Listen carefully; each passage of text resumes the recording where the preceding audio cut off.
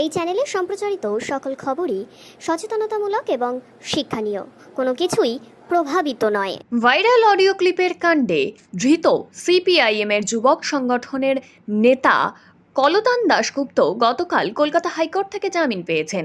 তারপর আজ বিধাননগরে উত্তর থানা থেকে প্রথমে তাকে স্বাস্থ্য পরীক্ষার জন্য বিধাননগর মহকুমা হাসপাতালে নিয়ে যাওয়া হচ্ছে। বিধাননগর কোর্টে তোলা হলে সেখান থেকেও তার জামিন হয়ে যায়।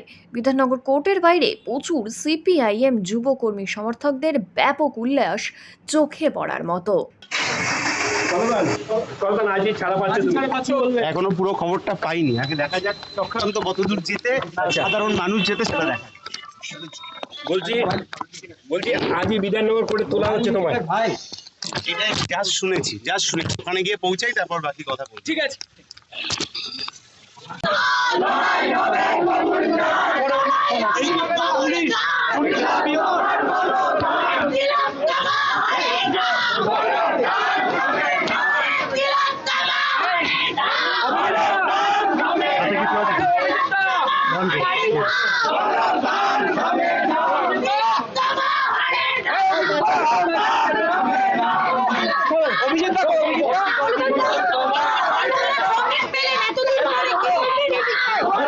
যতক্ষণ না নির্যাতিতা তিলোত্তমার ন্যায্য বিচার হচ্ছে ততক্ষণ আলাদা কোনো অনুভূতির ব্যাপার নেই।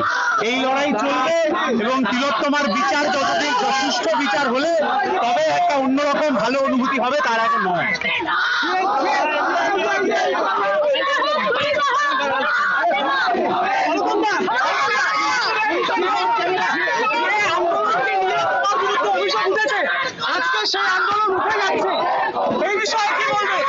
তিলোত্তমার ন্যায্য বিচার হতে হবে, তার জন্য আন্দোলন গোটা বাংলায় গোটা দেশে ছড়িয়ে পড়েছে।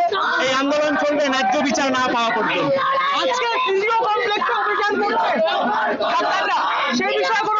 ডাক্তারদের লড়াইকে কুর্নিশ জানাই, ন্যায্য বিচারের দাবিতে যে কোনো আন্দোলনের পাশে আমরা আছি।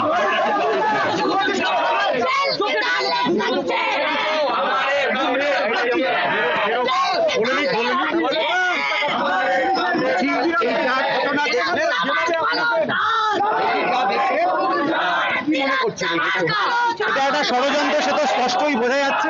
কিন্তু এই সময়কার সবচেয়ে বড় ষড়যন্ত্র ঘটেছিল 8ই আগস্ট মাঝরাতে, এই তিলোত্তমার নির্যাতন এবং খুনের ঘটনা। সেই ঘটনার যতক্ষণ অবধি না যথাযথ বিচার হচ্ছে ততক্ষণ অবধি আমরা কেউ হাল ছাড়ছি না। লড়াই চলবে একদম, রাস্তা থেকে পিছিয়ে আসার কোনো প্রশ্ন নেই। যত আক্রমণ তত রাস্তায় নেমে লড়াই করা,